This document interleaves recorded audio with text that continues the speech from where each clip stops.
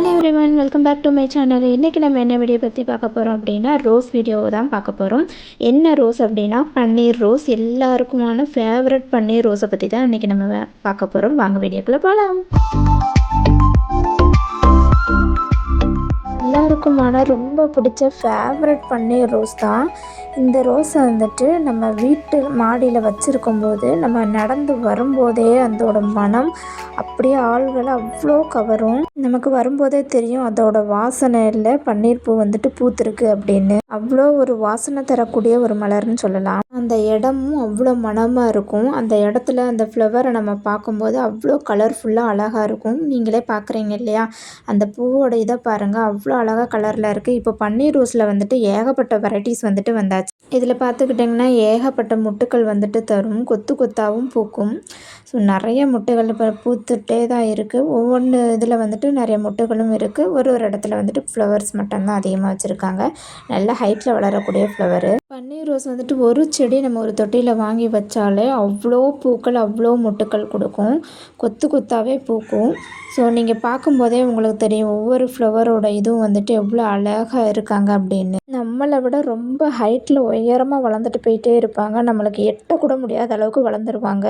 So அந்த பூவோட அழகே பார்க்கும்போது உங்களுக்கு தெரியும். அதில் பார்த்திங்கன்னா தேனீக்கள் வந்து அதில் வந்து சாப்பிட்டுட்ருக்கு, தேன்களை உறிஞ்சி எடுத்துக்கிட்டு இருக்கு.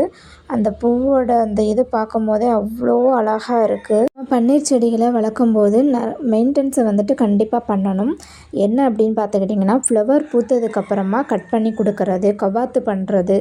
அதுக்கப்புறமா அந்த கவாத்து பண்ணதுக்கப்புறம் நீங்கள் மண்ணை நல்லா கலரி கொடுத்து உரங்கள் நிறைய கொடுக்கணும். நீங்கள் அடிக்கடி நீங்கள் டெரஸில் வச்சுருந்தாலும் அல்லது கீழே வச்சுருந்தாலும் லீஃப்கள் பழுத்து போயிட்டே இருந்தது அப்படின்னா அந்த பழுத்த இலைகளை உடனே வந்துட்டு ரிமூவ் பண்ணுங்கள். அது மட்டும் இல்லாமல் எல்லா ரோஜா செடிகளுக்கும் மண்ணை வந்துட்டு நம்ம மாதத்துக்கோ இல்லை 2 வாரத்துக்கு ஒரு முறை மண்களை கலரி கொடுத்துக்கிட்டே இருக்கும்போது வேர்களுக்கு லூஸாக இருக்கும். வேர்கள் எவ்வளோ தூரத்துக்கு வந்துட்டு நல்லா மண் லூஸாக இருக்கோ அந்த அளவுக்கு வந்துட்டு தழைச்சத்துகள், அதாவது நம்ம வேர்களுக்கு போகக்கூடிய சத்துகள் வந்துட்டு செடிகளுக்கு தாராளமாகவே கிடைக்கும். மண்கள் ரொம்ப இறுகி இருந்தால் செடிகளுக்கு வந்துட்டு சரியான சத்துக்கள் போக முடியாமல் செடிகள் செத்துடும்.